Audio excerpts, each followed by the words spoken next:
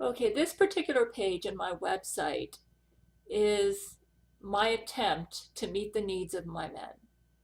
You see, I'm genuinely distressed for Vladimir Putin and Brent Spiner because the world doesn't know their true hearts.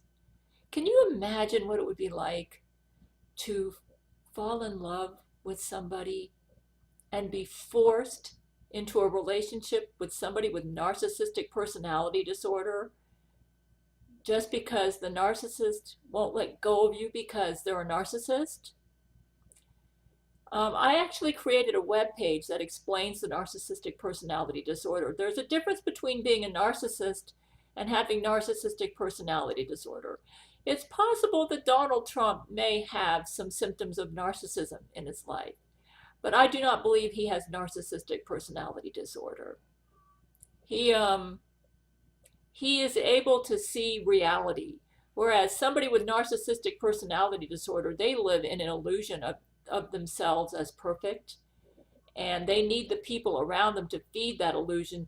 They feel a need to be perfect because they have so many emotional holes in their life that they think others need to fill. They don't look inside themselves. They don't find happiness and peace within themselves. They look for it outside of themselves. They feel that other people are responsible for bringing them happiness. And they will not acknowledge that they have any faults. They think they're perfect. And they have this driving need to feel like they're perfect. And they can't admit that they have faults. And Donald Trump admits he has faults. He even jokes about it. Actually, I think he has a toupee. I'm not saying he's not a narcissist. I think he is a narcissist. But I don't think he's got full-blown narcissistic personality disorder. And he has empathy. He cares about people. He really does. He just doesn't put up with garbage, okay? Whereas with Laurie McBride and the Brent Spiner clone, they use people, they lie, they deceive, they both have emotional holes. And the, in that relationship, we've got two narcissists together, and Laurie McBride is the leader of the relationship. She's the strongest one, the strongest narcissist. But the Brent Spiner clone's a narcissist too. They get along kind of like how Bill and Hillary Clinton get along. It's like a business relationship. There's not really true love there. It's just they understand each other because they're both narcissists. So, you know, now the reason I created this page was I when I was in my 20s, I had emotional holes in my life. My mother criticized me far too much, and she made me feel that I was inferior and that no man could truly love me the way I was. And so when I bared my soul to Brent Spiner, I even told him my faults on purpose to make sure that, because I was married and I didn't want to commit adultery, but I was lonely in my marriage. I was married to a narcissist. Because my husband got murdered and replaced with a Jesuit clone. And because I've been married to a narcissist, I really felt for Brent when I realized that he had a narcissist in his life. That's why I forgave him. Lori can't understand how I could forgive Brent. You see, to a narcissist, they feel that you can't love somebody if that person isn't perfect to you. The problem with they need a perfect person because they feel they deserve a perfect person. It's kind of complicated. Read the page. Laurie McBride really does have narcissistic personality disorder. She is like, on a scale from 1 to 10, I would give her a 10. She's really, really ill. And the Brent Spiner clone, I'd probably give him about an 8. So they're both narcissists. They just get along. The sad thing is they're killing people, they're murdering people, they're raping people, and they're both big liars and big deceivers. And I created this page. My whole life has been like carpe diem. I've always believed in being authentic and real. And I married a phony. I mean, a guy who was one thing at church, another thing at home, typical narcissist. And he had emotional holes in his life, and he expected me to be perfect, but he didn't have to be perfect. In other words, he expected me to treat him like he was perfect. And Laurie McBride is doing this to Brent Spiner. Her definition of perfection is like she thinks she's the perfect specimen of physical beauty. And that every other woman out there is not as beautiful as she is, that she is at the top, the pinnacle of physical beauty, and that alone makes her qualified to be a celebrity wife. I think she knows deep down inside that there's more to love than that, than just the physical, but because she has all these emotional holes, she was created in a Jesuit cloning lab to be the perfect wife for Brent Spiner in order to try to get me out of Brent's life. The Jesuits were very threatened that the woman with the genetic profile of Catherine the Great, of King David, obtained the love of two famous men, Brent Spiner and Vladimir Putin. So I just felt so bad for them because the Jesuits forced these narcissists on them. Vladimir was stuck with Ludmila, who's a narcissist, and she makes all excuses for her being overweight and not having the discipline to keep her weight in check, and blames it all on everybody around her. Like, it's my fault that I have this. It's your fault that I have this problem. That's typical narcissist.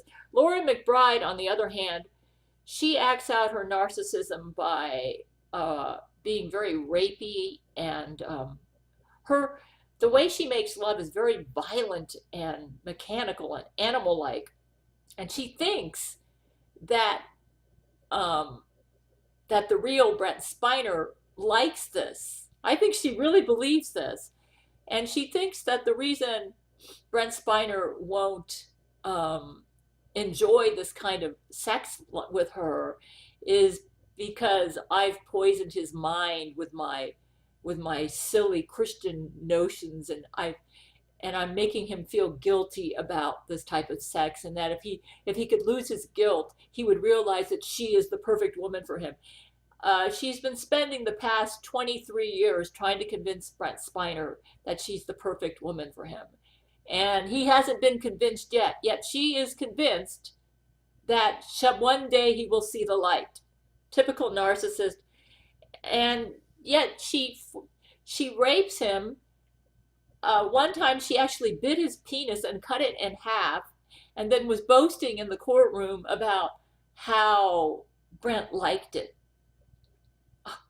I mean, and Brent was petrified. The Brent Spiner clone did this to him too. They were all part of it.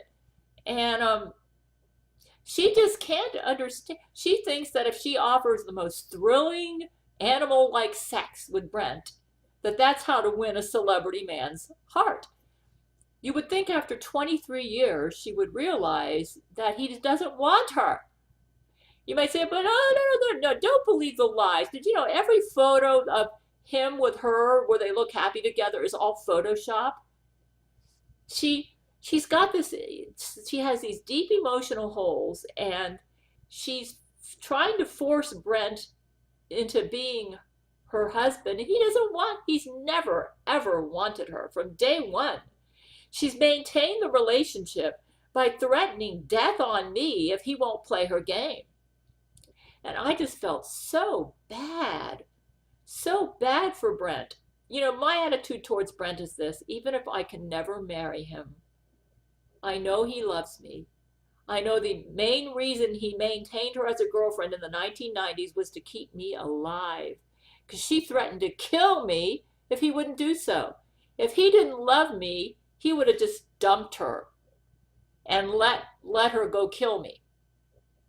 He kept her to keep me alive because he loved me and he didn't want me to die. She's still trying to kill me. I mean, look at these germ bombs she's dropping over my head. She's making me really sick. And in fact, these germs would kill me if it wasn't for Jesus looking out for me with Sarah Cole and me doing the Gail commandments, and maybe Zach Knight's semen.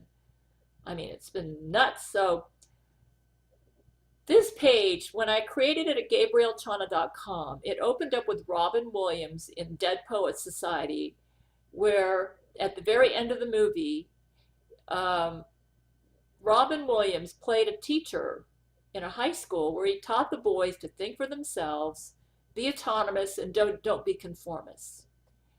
And one of the students was inspired by him and decided he wanted to be an actor. His dad forbade it and said, I will not help you in college at all if you pursue acting. And the boy ended up committing suicide. The dad blamed it on the teacher, saying the teacher put crazy ideas on his head, and that teacher, Robin Williams, played that teacher. He got fired. At the end of the movie, the principal of the school who fired the Robin Williams character said, okay, everybody open up your English textbooks. We are going to go strictly by the book. We're going to take out all the poison you learned from your previous teacher, he says. And he started explaining to them what poetry is, talking about the rhymes and the meters and everything, and saying, this is poetry. We study the rhymes and the meters. We don't get involved with creativity and thinking, you know.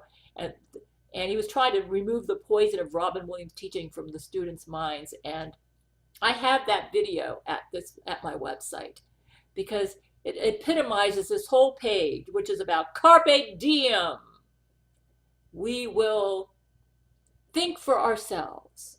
We will not allow other people to do our thinking for us. We won't allow narcissists to control us. We will be unique, one of a kind. So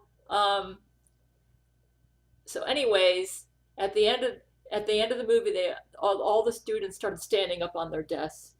He says, get down from that desk, be in conformity, don't be in, and they all, and they were all, and he said, okay, he said, teacher, you can go now. Robin Williams came to get his stuff, and all the teachers said, he said, teacher, we want you to know, the only reason we testified against you was because we had to, because if we didn't, we would have been kicked out of the school. And Robin Williams' character says, I know, I understand, boys, don't worry, I understand. And the teacher said, sit down. And he said, don't you talk like that. This was like the principal. He was the conformist. You know, he kind of reminds me of the leftist terrorist that won't allow people to think for themselves. And that, you know, like Laurie McBride's in charge of them. And then the students started standing up on their desks. He said, sit down, get off the desk. And they all stood up. And then Robin Williams looked at them and said, thank you, boys. Thank you. So that's my life. That's what this page is dedicated to. You see, the world. Laurie McBride, who thinks she owns all of Hollywood and owns all of politics, is telling everybody, conform, conform. Don't be against Donald Trump because he's trying to throw out the deep state, which I'm in charge of. How dare you stand up on your desk? And I'm saying, everybody stand up on your desks.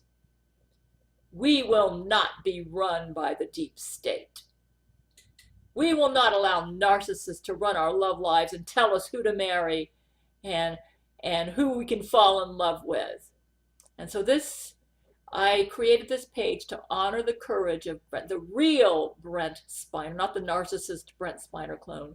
The real Vladimir Putin, not the narcissist Vladimir Putin clone. Or Laurie McBride or Ludmila or any of these narcissistic Jesuits. And we will honor our hearts. We will not conform to mediocrity. We will be great. We will be courageous. We will not be intimidated into conforming to tyranny. And that's what this whole page is about. And I just wanted you to know I made this page to let my men know that I will stand by them and I will tell the truth about the love we have for each other. I don't care if everybody labels me as crazy.